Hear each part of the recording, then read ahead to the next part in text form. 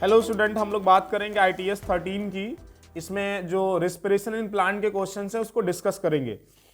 देखिए, इसमें जो फर्स्ट क्वेश्चन है रिस्पिरेशन का वो 92 है। उसमें पूछा गया है कि इन bacteria the site for respiration is. Bacteria में रिस्पिरेशन कहाँ होता है? तो याद रखिएगा कि बैक्टीरिया में माइटोकॉन्ड्रिया तो होता नहीं है, ग्लाइकोलिसिस होगा और वो कहाँ होगा? साइटोप्लाज्म में। तो 92 का जो आंसर है वो है हमारा फर्स्ट आंसर होगा। क्वेश्चन नंबर 92 कहाँ होगा? बैक्टीरिया में जो रिस्पिरेशन है, तो बैक्टीरिया में माइटोकॉन्ड्रिया होगा नहीं, तो साइट ऑफ रिस्पिरेशन जो है इसका क्या होगा? साइटोप्लाज्म।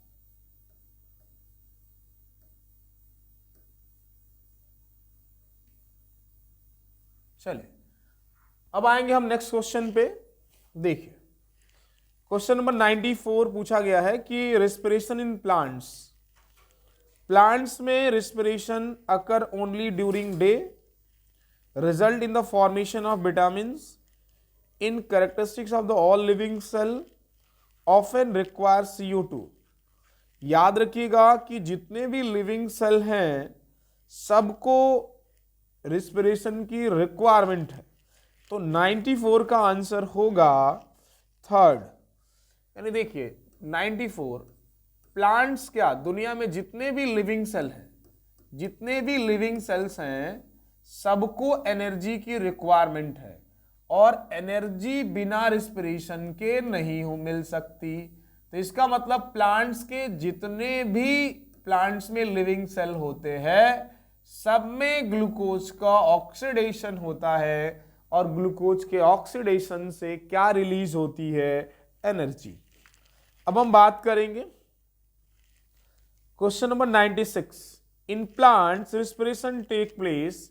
प्लांट्स में रिस्पिरेशन होता है ड्यूरिंग डे ओनली, केवल दिन में, ड्यूरिंग नाइट ओनली, केवल रात में, ऑल द 24 आवर्स, 24 घंटे एट द डस्ट। देखिए, रिस्पिरेशन प्लांट्स में 24 आवर्स होता है। अगर आप ये देखिए, इसी वजह से ना हम कहते हैं कि प्लांट्स के नीचे रात में नहीं सोना चाहिए, क्योंकि रात में फोटोसिंथेसिस नहीं होता है लेकिन रिस्पिरेशन होता है, जिस वजह से प्लांट के चारों तरफ CO2 का कंसंट्रेशन ज्यादा होता है।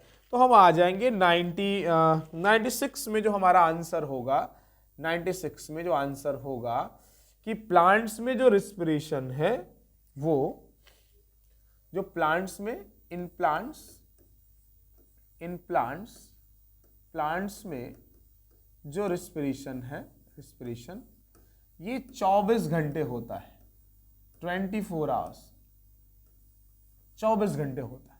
अच्छा, अब आएंगे नेक्स्ट क्वेश्चन पे। इसके बाद जो रिस्पिरेशन का क्वेश्चन है 98 है। इसे पूछा गया है EMP पाथवे। क्वेश्चन नंबर 98 और 98 में पूछा गया EMP पाथवे। EMP पाथवे में मतलब ग्लाइकोलिसिस की बात कर रहा है। हम ऑप्शन देखते हैं EMP पाथवे में क्या बात कर रहा है। EMP पाथवे इस कैसा होता है? तो partial breakdown of glucose to form 1 molecule of pyruvic acid, 2 molecule बनता है। Partial oxidation of glucose to form 2 molecule of pyruvic acid, complete oxidation नहीं। देखिए, इसमें पार्शियल ऑक्सीडेशन EMP पाथवे में जो ग्लूकोज है, ये ग्लूकोज टूटता है ग्लाइकोलिसिस, ग्लूकोज टूटेगा और बनता है 2 पायरुविक एसिड। क्या बनता है? 2 पायरुविक एसिड। तो इसका मतलब ये हुआ कि ग्लूकोज का इनकम्प्लीट ऑक्सीडेशन हुआ, और इसका इनकम्प्लीट ऑक्सीडेशन से क्या बना? 2 पायरुविक एसिड। तो हमारा इस हिसाब से जो इसका ऑप्शन होगा वो होगा सेकंड ऑप्शन, 98 का सेकंड। 101 में देखते हैं क्या है। ग्लाइकोलिसिस अकर। सब लोग जानते हैं ग्लाइकोलिसिस कहां होता है, तो सब लोग जानते हैं कि ग्लाइकोलिसिस कहां होगा। ग्लाइकोलिसिस, तो ग्लाइकोलिसिस सेल के साइटोप्लाज्म में होता है, सेल के साइटोप्लाज्म में होता है ग्लाइकोलिसिस, सेल के साइटोप्लाज्म में होगा। चलिए, अब हम बात करते हैं नेक्स्ट क्वेश्चन। 101 के बाद है हमारा 103, 103। देखते हैं क्या है 103। देखिए 103 में क्या पूछा जा रहा है, what is the form by the breakdown of glucose 1,6 bisphosphate, यानी फ्रक्टोज 1,6 बिसफॉस्फेट इन ग्लाइकोलिसिस। जब ये टूटेगा तो क्या बनेगा, जब ये टूटेगा तो बनेगा, याद रखिएगा सवाल पूछा गया है कि fructose 1,6 bisphosphate P for phosphate, जब ये टूटता है तो क्या बनता है, जब ये टूटेगा तो DHAP डाईहाइड्रोक्सी एसीटोन फॉस्फेट और प्लस फास्फोग्लिसरल्डिहाइड PgAl बनता है। आ रही बात समझ में कि नहीं? इस हिसाब से हमारा ऑप्शन जो 103 का आंसर होगा वो याद रखिएगा, 103 का आंसर होगा वो बोथ फर्स्ट एंड सेकंड।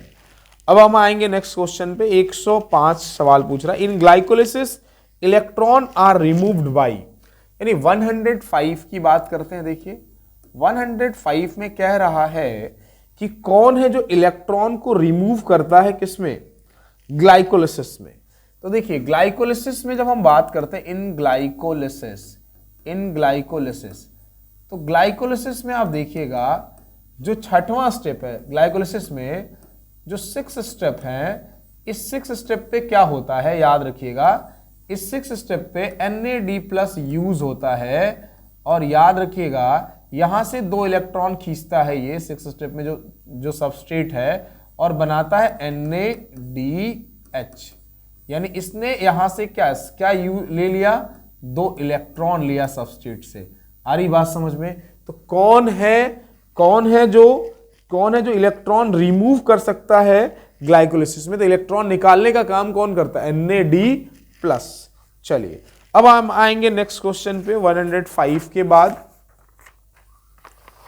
100 अगर हम बात करेंगे, नेक्स्ट क्वेश्चन है वो है 107 की बात करते। देखिए 107 की बात करेंगे हम लोग। तो 107 में क्या कह रहा है भाई, which are the following the first step of glycolysis. Glycolysis का पहला स्टेप क्या है, तो याद रखिएगा पहले स्टेप में क्या होता है, मैं लिख दे रहा हूं, जो ग्लूकोज होता है ना, जो ग्लूकोज, इस ग्लूकोज से बनता है ग्लूकोज 6 फॉस्फेट। क्या बनेगा, ग्लूकोज 6 फॉस्फेट बनेगा। तो यहां पर क्या होने वाला है, यहां ATP जो है ये टूटेगा ADP प्लस इनऑर्गेनिक फॉस्फेट, और ये जाके इसके कार्बन नंबर 6 से जुड़ जाएगा। तो यहां हुआ क्या, फास्फोराइलेशन। क्या हुआ यहां एरो पर क्या हो रहा है, फास्फोराइलेशन, मतलब एडिशन ऑफ फॉस्फेट हो रहा है ग्लूकोज के कार्बन नंबर 6 से। तो हमारा जो क्वेश्चन नंबर 107 है, यहां हो रहा है फास्फोराइलेशन ऑफ ग्लूकोज, तो सेकंड ऑप्शन होगा 107 का। अब हम आएंगे नेक्स्ट क्वेश्चन पे। इसके बाद मैं आपको यहां इसमें पूछा गया है कि मैच द कॉलम, 109 है, मैं डायरेक्ट आंसर लिखता हूं, बहुत बड़ा सवाल है। देखिए 109 में क्या किया गया है, 109 यहां है कि मैच करना है stage of respiration, place of occurrence और प्रोडक्ट। इसमें देखना है कौन करेक्ट मैच है, ग्लाइकोलिसिस, साइटोसॉल, और फिर दिया है पायरुविक एसिड, फिर दिया है occurrence, oxidative decarboxylation of pyruvic acid. तो oxidative decarboxylation of pyruvic acid मतलब बात कर रहा है लिंक रिएक्शन की। माइटोकॉन्ड्रियल मैट्रिक्स सही है, एसिटाइल कोएंजाइम A बनेगा, NADH और CO2 सही है, B सही है, B आपको एक ही ऑप्शन में मिल रहा है, मतलब A भी सही हो सकता है, नहीं फोर्थ में मिल रहा है। फोर्थ देखते हैं क्या है भाई, C क्या है, Krebs cycle, peri mitochondrial space गलत है, और इलेक्ट्रॉन की बात कर रहा है तो electron transport system, inner membrane of mitochondria, और ATP मिलता है यहाँ, और CO2। तो D भी गलत है, C भी गलत है, A और B हमारा क्या है, सही है। यानी 109 का आंसर होगा A एंड B। मैं सब लिख दे रहा हूं, देखिए लोकेशन की बात करेंगे, मैं लिख रहा हूं, अगर ये हमने बनाया माइटोकॉन्ड्रिया, इस माइटोकॉन्ड्रिया में क्या है, ये इनर मेम्ब्रेन है, इनर मेम्ब्रेन ऑफ माइटोकॉन्ड्रिया, देखिए इनर मेम्ब्रेन ऑफ माइटोकॉन्ड्रिया। अब यहां हम बात क्या कर सकते हैं, अगर मैं थोड़ा कलर का इस्तेमाल कर लूं तो देखिए यहां बात क्या कर सकते हैं, ये जो मैट्रिक्स है ना, माइटोकॉन्ड्रियल मैट्रिक्स, यहाँ चलता है लिंक रिएक्शन, यहाँ चलता है लिंक रिएक्शन, यहाँ चलेगा लिंक रिएक्शन, और यहाँ चलता है, इसी में चलता है क्रेब्स साइकिल। क्या चलता है? Krebs cycle. तो ये दोनों बातें चलेगी माइटोकॉन्ड्रिया के मैट्रिक्स में। और ये जो इनर मेम्ब्रेन है ना, इस इनर मेम्ब्रेन पे चलता है इलेक्ट्रॉन ट्रांसपोर्ट सिस्टम। आ रही बात समझ में? तो ये तो लोकेशन हो गया। अगर हम प्रोडक्ट की बात करें तो हमको क्रेब्स साइकिल से क्या मिलता है? हमको CO2 मिलेगा क्रेब्स साइकिल से, और क्या मिलेगा? ATP मिलेगा, और क्या मिलेगा हमको? याद रखिएगा NADH मिलेगा, और क्या मिलेगा? और क्या मिलेगा क्रेब्स साइकिल से? और मिलेगा हमको FADH2। आ रही बात समझ में? अगर हम बात करें लिंक रिएक्शन से, तो लिंक रिएक्शन से क्या मिला हमको? तो याद रखना लिंक रिएक्शन से NADH मिलता है, और क्या मिल जाएगा लिंक रिएक्शन से? और CO2 मिल जाएगा। आ रही बात समझ में? क्रेब्स साइकिल से प्रोडक्ट में ETS से क्या मिलेगा? ETS से हमको ATP मिलता है, और लास्ट में ऑक्सीजन रिएक्ट करके पानी बना लेता है। आ रही बात समझ में? इस हिसाब से हमारा ऑप्शन मिलेगा, वो क्या होगा? सेकंड ऑप्शन होगा। आ रही बात? सेकंड कह रहे हैं A एंड B जिस ऑप्शन में भी होगा वो सही होगा। अब आएंगे नेक्स्ट क्वेश्चन पे। चलिए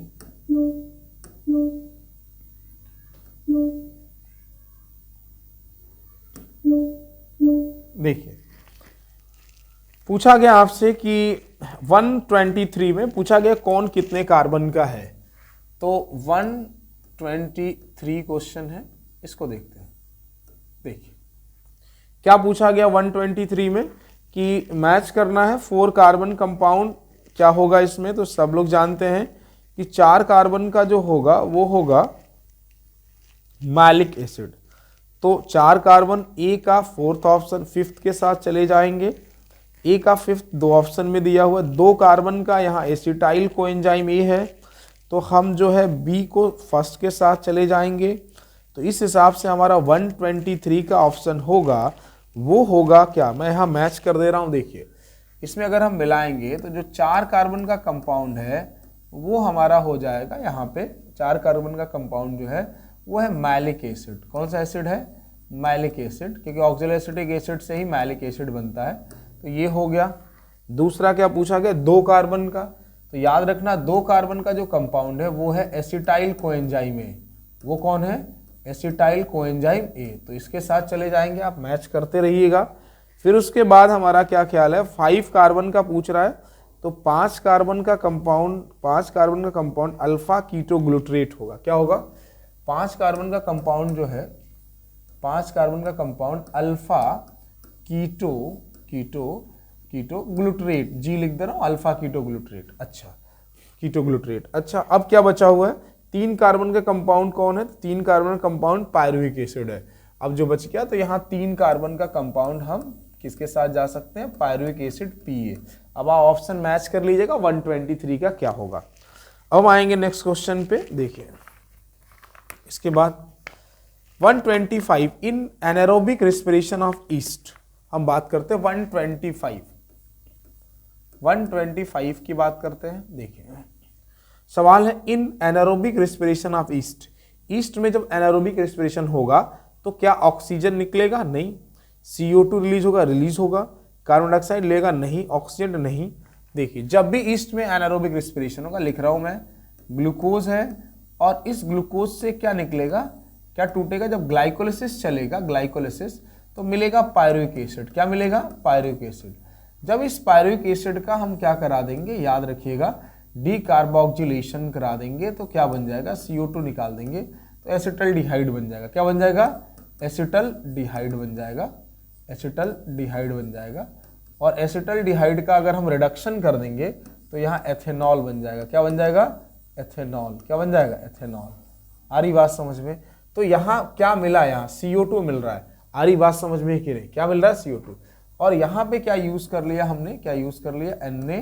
NAD+, किस में कन्वर्ट हो जाएगा? NADH, किसमें कन्वर्ट हो जाएगा? NAD+ में।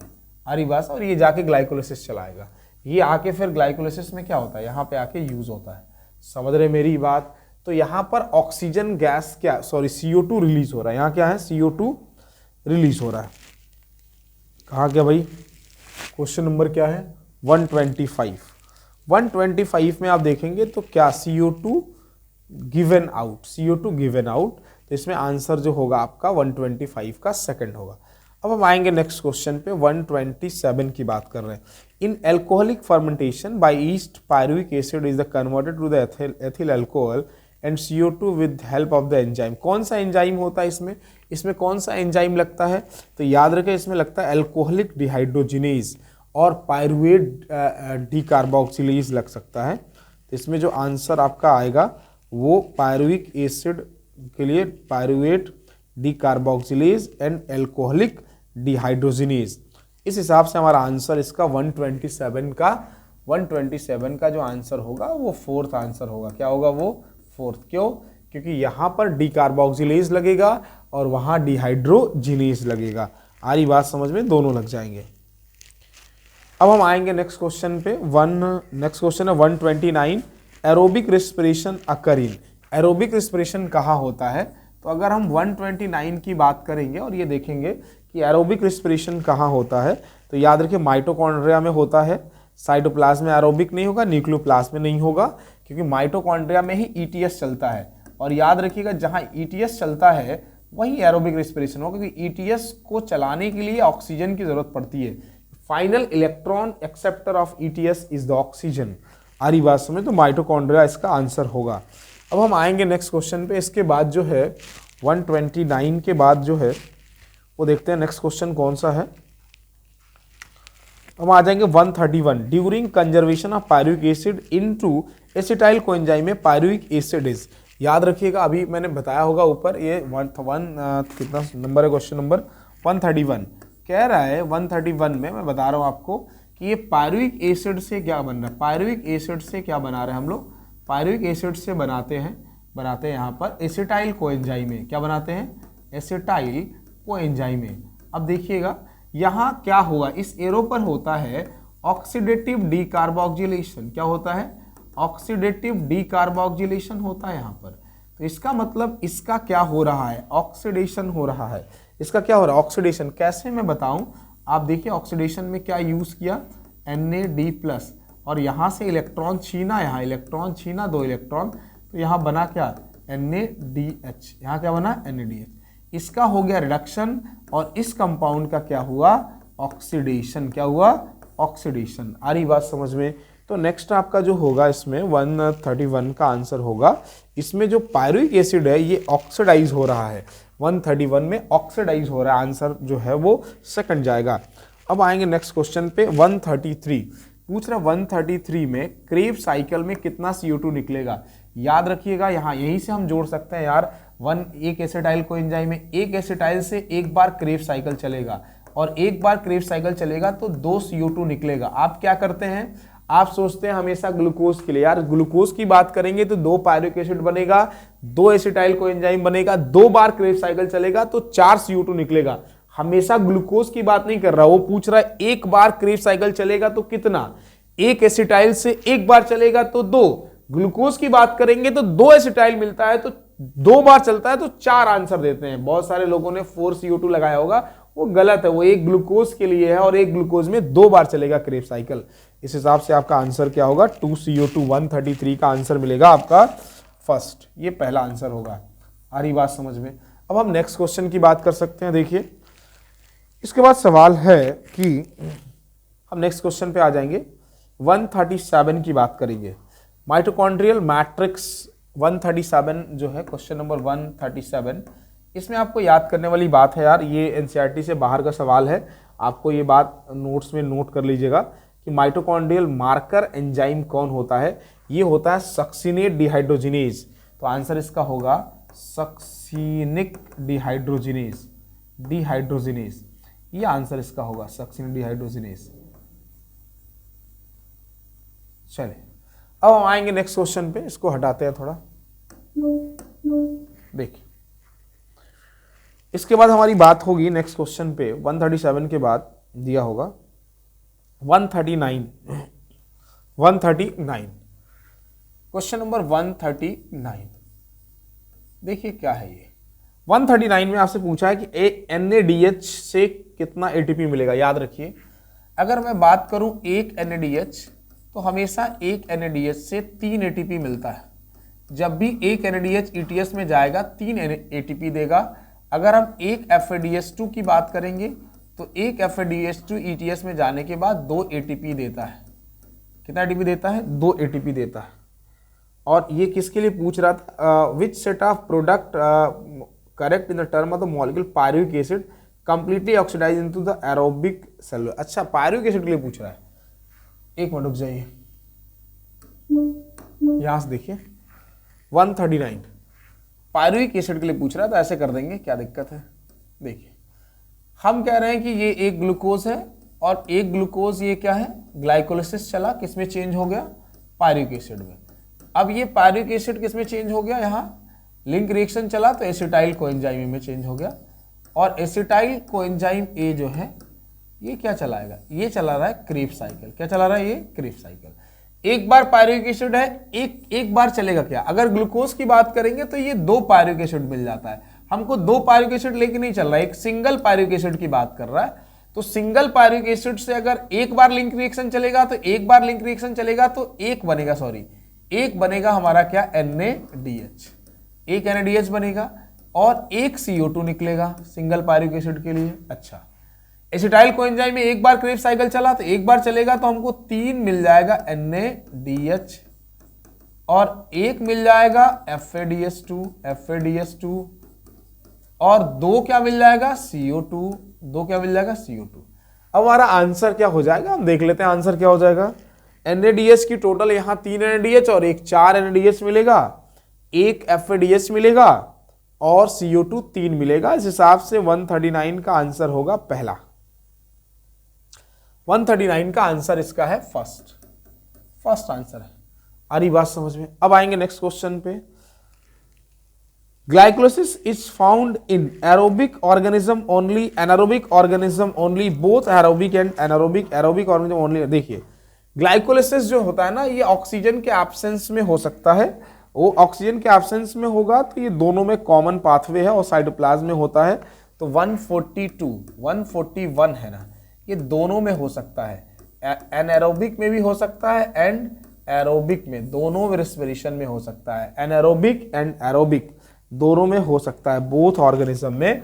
इस हिसाब से इसका ऑप्शन होगा आपका तीसरा, कॉमन पाथवे है। चलिए नेक्स्ट क्वेश्चन है, बात कर लेते हैं।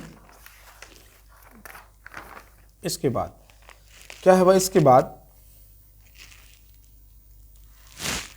है connecting link between glycolysis and link reaction के बीच कौन आता है?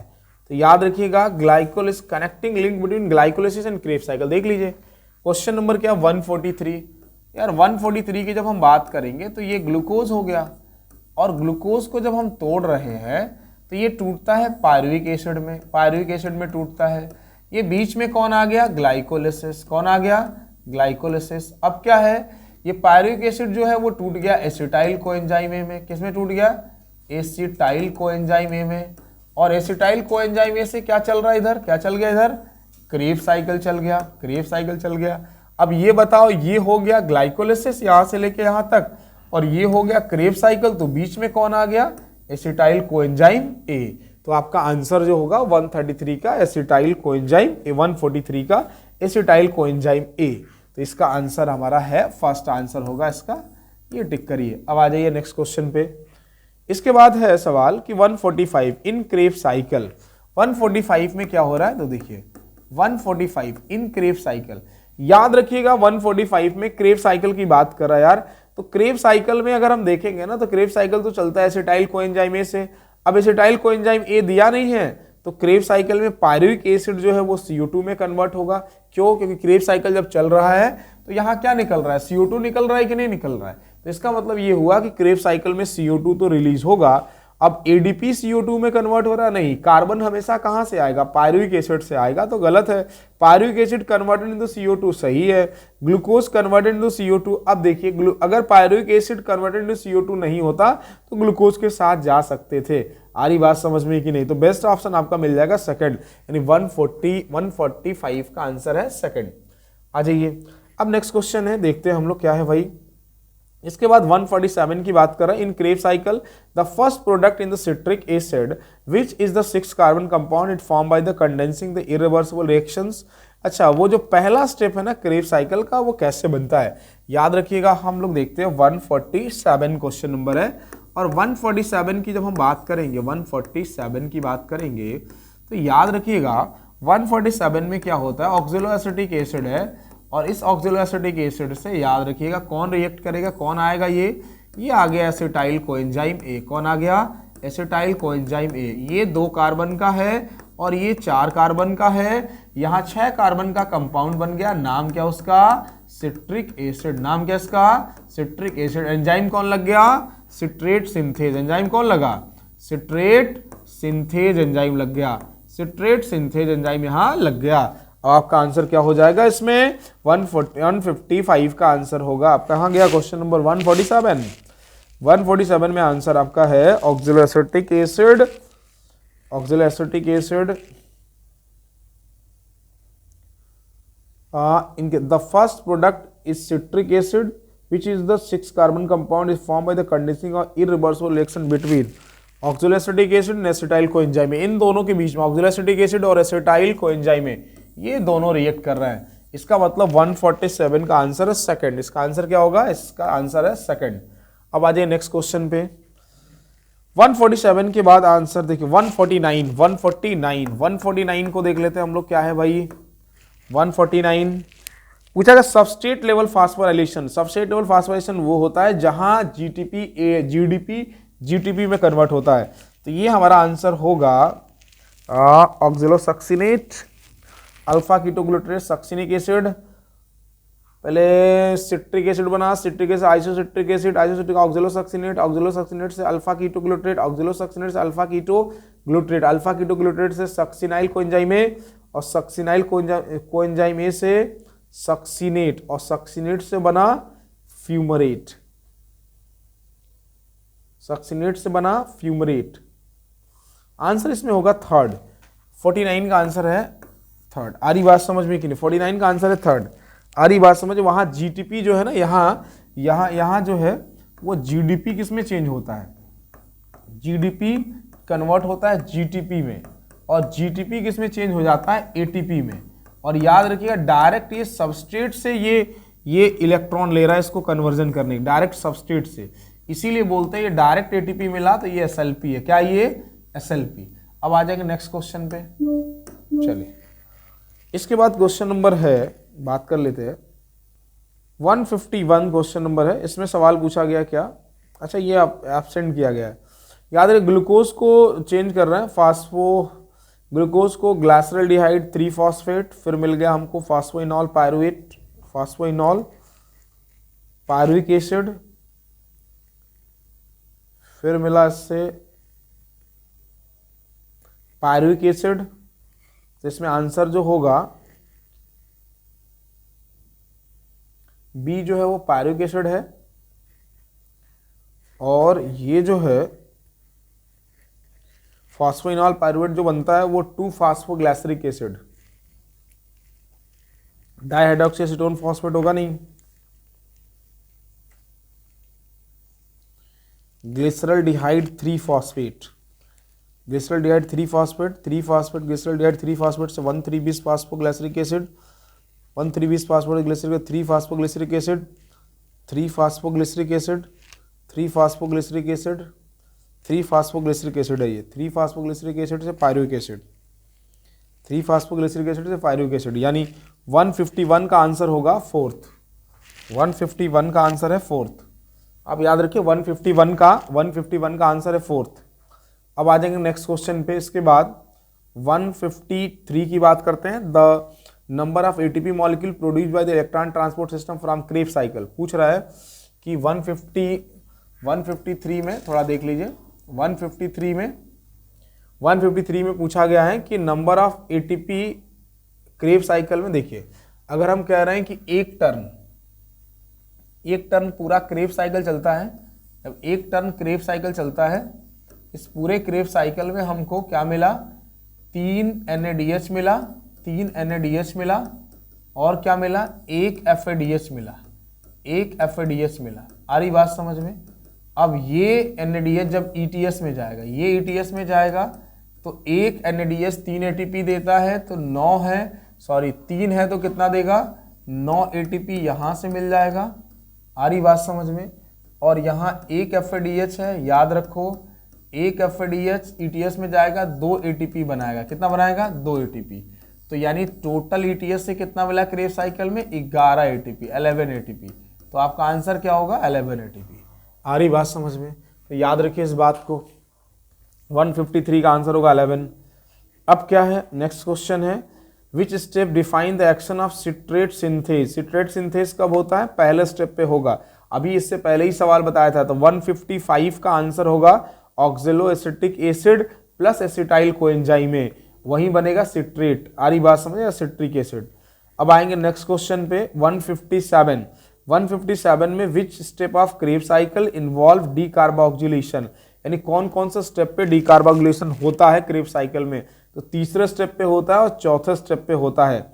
याद रखिएगा तीसरा स्टेप जो है, अगर हम देखें तो हमारा पहला स्टेप जो होगा उसमें क्या होता है, पहले स्टेप में हम बात करते हैं तो ऑक्सिलो एसिटिक एसिड रिएक्ट करता है एसिटाइल कोएंजाइम से और बनता है सिट्रिक एसिड। सिट्रिक एसिड से बनता है आइसोसिट्रिक एसिड और आइसोसिट्रिक एसिड से बनता है ऑक्सिलोसक्सिनेट। ऑक्सिलोसक्सिनेट से बनेगा अल्फा कीटोग्लूटरेट। तो याद रखिएगा अल्फा कीटोग्लूटरेट जब बनता है, अल्फा कीटोग्लूटरेट, तो वहां पे एक CO2 रिलीज हो रहा है। आ रही बात समझ में, तो वो स्टेप दिया नहीं है। फिर अल्फा कीटोग्लूटरेट से सक्सिनाइल कोएंजाइम जब निकलता है तो वहां पर आपको मिल जाएगा। तो आपका ये फर्स्ट वाला आंसर होगा। आ रही बात, सक्सिनाइल कोएंजाइम से oxaloacetic acid, succinyl coenzyme से oxaloacetic acid, succinyl coenzyme, ये उल्टा दिया हुआ है, एरो अपोजिट दिया हुआ है। आ रही बात समझ में, arrow opposite, oxalo succinyl coenzyme ए से बनता है सक्सिनेट, ऑक्सिलो एसिटेट नहीं, सक्सिनेट बनेगा। आ रही बात समझ में, तो 157 का आंसर होगा फर्स्ट, अल्फा कीटोग्लूटरेट से सक्सिनाइल कोएंजाइम ए। आ रही बात समझ में। अब उसके बाद नेक्स्ट क्वेश्चन है, वो है 159। यहां पूछा गया है net ATP production from fermentation of 1 glucose. याद रखिए यार, फर्मेंटेशन में सिर्फ ग्लाइकोलिसिस होगा और अगर सिर्फ ग्लाइकोलिसिस होगा तो 2 ATP मिलेगा नेट गेन। अब आते हैं नेक्स्ट क्वेश्चन पे, net gain ATP, the net gain of energy from 1 molecule of glucose during the aerobic respiration. याद रखिएगा कि एरोबिक रेस्पिरेशन में ग्लूकोज से कितना ATP मिलता है, तो 38 ATP मिलता है। सब बताया हुआ है बैलेंस शीट में, 38 ATP मिलेगा। ठीक है, नेक्स्ट क्वेश्चन पे अगर हम बात करते हैं तो 163 क्वेश्चन है, energy required for the synthesis of ATP from ADP। एक ADP से एक ATP बनाने में, यानी एक इनऑर्गेनिक फॉस्फेट को ऐड करने में, याद रखिएगा 7300 किलो कैलोरी पर मोल एनर्जी खर्च होती है। अब आएंगे नेक्स्ट क्वेश्चन में, तो पूछा गया है कि the breakdown process within the living organism and synthesis process are respectively known as. याद रखिएगा लिविंग ऑर्गेनिज्म में जो ब्रेकडाउन प्रोसेस होता है एंड सिंथेसिस प्रोसेस, उसको हम क्या कहते हैं। ब्रेकडाउन को कैटाबोलिज्म बोलेंगे और फॉर्मेशन को एनाबोलिज्म बोलेंगे। इसका मतलब 163 का आंसर होगा कैटाबोलिज्म एंड एनाबोलिज्म। आ रही बात समझ में, ब्रेकडाउन और सिंथेसिस प्रोसेस को। ठीक है, अब नेक्स्ट क्वेश्चन है 163, respiratory question is greater than 1। सब लोग जानते हैं, कितनी बार बताएं यार, क्या बताऊं मैं। आ रही बात समझ में, देखिए पूरा नोट्स में लिखवाया गया है कि 177 का रिस्पिरेटरी क्वेश्चन। आ रही बात समझ में, सबका लिखवाया गया, प्रोटीन का अलग लिखवाए हैं, शुगर का अलग लिखवाए हैं, फैट का अलग लिखवाए हैं, ऑर्गेनिक एसिड का अलग लिखवाए हैं। याद रखिए इस बात को। चलिए नेक्स्ट क्वेश्चन है, इसके बाद 169 पूछा गया है, which are the following are the 4 substrate for oxidation of 4 carbon substrate oxidation reactions of Krebs cycle. 4 carbon का है, ऑक्सीडेशन होगा। अल्फा कीटोग्लूटरेट 5 कार्बन का होता है, मैलिक एसिड 4 कार्बन का होगा, फ्यूमरिक एसिड 4 कार्बन का होगा, आइसोसिट्रिक 6 कार्बन का होगा। तो आपका आंसर होगा सेकंड और थर्ड। आपका आंसर क्या होगा, सेकंड और थर्ड। अब आते हैं नेक्स्ट क्वेश्चन पे, ये भरने के लिए दिया हुआ 171 है, पूछा गया है ग्लूकोज से ग्लाइकोलाइसिस मिलेगा, ग्लूकोज में जब ग्लाइकोलाइसिस होगा तो पायरुविक एसिड, तो ए आपका हो जाएगा पायरुविक एसिड, ए हो जाएगा पायरुविक एसिड। फिर प्रेजेंस ऑफ ऑक्सीजन, तो क्रेब साइकिल चलेगा, और क्रेब साइकिल चलेगा तो फाइनली लास्ट में क्या मिलेगा आपको, पायरुविक एसिड, और फिर चला क्रेब साइकिल तो कार्बन डाइऑक्साइड मिलेगा और वाटर मिलेगा। और एब्सेंस ऑफ ऑक्सीजन की बात करेंगे तो फर्मेंटेशन होगा, और बैक्टीरिया में लैक्टिक एसिड मिलेगा, और ईस्ट में जो है वो एथिल अल्कोहल मिलेगा। उस हिसाब से आप ऑप्शंस को क्या करिए, मैच करिए। अब नेक्स्ट क्वेश्चन की बात करेंगे हम लोग। सीक्वेंस पूछा गया है कंजम्पशन का, कौन अगर एनर्जी की जरूरत पड़ती है तो सबसे पहले कौन टूटता है। सबसे पहले हमारे बॉडी में कार्बोहाइड्रेट टूटता है, जब वो खत्म हो जाता है तो फैट टूटता है, जब फैट खत्म हो जाता है तो प्रोटीन टूटने लगता है, याद रखिए इस बात को। फिर पूछा गया है नेक्स्ट क्वेश्चन है 175 कि how many PGL are produced by the glycolysis of 3 molecule of glucose. याद रखिए अगर ग्लूकोज का 3 मॉलिक्यूल होगा तो 6 पीजीएल मिलेगा, और 1 पीजीएल से 20 एटीपी मिलता है, तो 6 पीजीएल से कितना मिलेगा, 120। तो आपका आंसर क्या होगा, 175 का फोर्थ आंसर होगा। अब आइए नेक्स्ट क्वेश्चन पे। Kreb cycle is also called metabolic sink as it is the common pathway for. ये किसके लिए कॉमन पाथवे है, तो याद रखिएगा ये सब के लिए कॉमन पाथवे है, इससे होके ही गुजरना पड़ेगा। तो आंसर लगाया कार्बोहाइड्रेट, फैट एंड प्रोटीन। आ रही बात समझ में। इसके बाद है which is the following are the intermediate host for the human. ये तो नेक्स्ट मैम बताएंगे आपको। Match the column and find out the correct combination. Oxaloacetic acid 4 carbon का होता है, फास्फोग्लिसरल्डिहाइड जो है वो 3 कार्बन का होगा, आइसोसिट्रेट जो है वो 6 कार्बन का होगा, अल्फा कीटोग्लूट्रेट 5 कार्बन का होगा। तो आप लोग मैच करिए, और फिर भी अगर कोई डाउट आए तो आप आके बाहर क्लास के बाहर पूछ सकते हैं। Thank you so much.